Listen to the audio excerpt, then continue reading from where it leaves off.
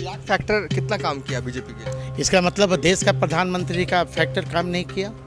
देखिए, स्वर्गीय रामविलास पासवान जी एक नारा देते थे कि मैं उस घर में दिया जलाने चला हूँ जहाँ से सदियों से अंधेरा है कि आने वाले जो 24-25 के जो चुनाव होंगे, निश्चित तौर पर बिहार की जनता बीजेपी को निश्चित तौर पर खदेड़ भगाएगी। नमस्कार, मैं हूं देवांशु। आप देख रहे हैं न्यूज़ फॉर नेशन। कुर्नी ने महागठबंधन को हैरान और परेशान कर दिया है, क्योंकि कुर्नी के जो नतीजे आए वो महागठबंधन के पक्ष में नहीं रहे, बीजेपी के पक्ष में रहे। इस वक्त हमारे साथ बात करने के लिए साधु पासवान हैं, जो कि कहें कि आरजेडी दलित प्रकोष्ठ के प्रदेश अध्यक्ष हैं और इस चुनाव में, कुर्नी उपचुनाव में जी जान से पसीना बहाने गए थे कुर्नी जेडीयू के उम्मीदवार के लिए, लेकिन नतीजा जो है वो इनके पक्ष में नहीं रहा। चिराग पासवान आखिरी दिन जाते हैं कुर्नी और कहा जा रहा है कि उनकी वजह से माहौल जो है वो बदला है।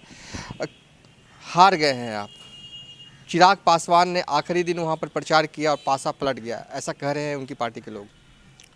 देखिए, लोकतंत्र है और लोकतंत्र में सभी दल के लोग और सभी दल के नेता अपने अपने उम्मीदवार के पक्ष में वोट मांगने जाते हैं। और जहाँ तक कुर्नी की सवाल है, राजनीतिक में कभी विचलित नहीं होना चाहिए, हार जीत लगा हुआ रहता है। यहाँ पे उपचुनाव हुए थे 1 माह 2 माह पहले, मोकामा में हमारे आरजेडी ने जीत का परचम लहराया और काफ़ी अच्छे वोट से लहराए। इसलिए हम लोग इसकी समीक्षा, कुर्नी की समीक्षा और गोपालगंज की समीक्षा हमारे पार्टी और हमारे जो सहयोगी दल है महागठबंधन के सभी दल के लोग, शीर्ष नेता इसका मंथन कर रहे हैं कि कहाँ पे चूक हुई। चिराग फैक्टर कितना काम किया बीजेपी के लिए? इसका मतलब देश का प्रधानमंत्री का फैक्टर काम नहीं किया। देश का प्रधानमंत्री जो एक तस्वीर हैं, फिगर हैं, तो इसका मतलब उनका चेहरा काम नहीं किया। यहाँ जो भी बिहार प्रदेश के इकाई हैं, बीजेपी के नेता हैं, उनका चेहरा काम नहीं किया। चेहरा काम नहीं किया ना। मैं तो कह रहा हूँ ना कि चिराग जी राष्ट्रीय अध्यक्ष हैं अपनी पार्टी का। सभी को अधिकार है लोकतंत्र में कि अपने अपने उम्मीदवार का, अपने अपने सहयोगी दल का वोट मांगने का। बीजेपी की इस जीत के बाद चिराग पासवान की पार्टी के उपाध्यक्ष से लेकर सभी प्रवक्ता एक सुर में कह रहे हैं कि अब एनडीए को चिराग पासवान को सीएम कैंडिडेट घोषित कर देना चाहिए।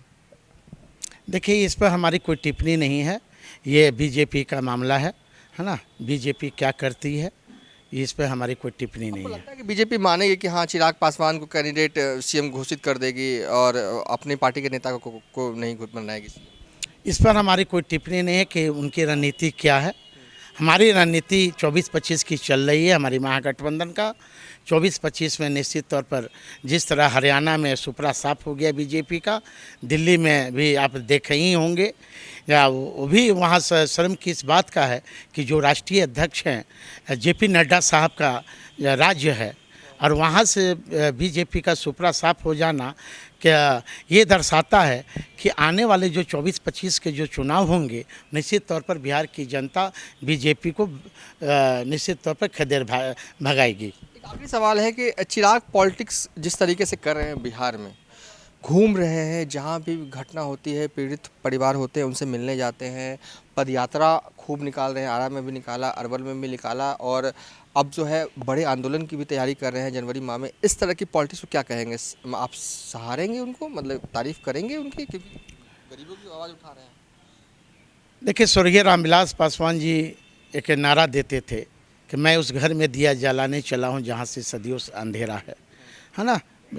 ठीक है, जा रहे हैं, बहुत अच्छी बात है। हम लोग भी जाते हैं, कहीं भी घटना दलितों पर हो या पिछड़ों पर कहीं भी हो, हमारे भी ये हो। मैं भी बेगूसराय में जहाँ घटना घटी थी वहाँ मुझे भी जाना था, लेकिन हमारे परिवार में एक देहांत हो गया था।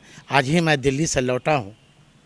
मुझे भी जाना था बेगूसराय में जहाँ घटना घटी है, इसलिए जहाँ भी घटना घटती है हम लोग जाते हैं। चलिए, थे अनिल साधु। फिलहाल इस वीडियो को हम यहीं पर इन कर रहे हैं। फिलहाल अभी तक के लिए इतना ही। आप देखते रहिए न्यूज़ फॉर नेशन।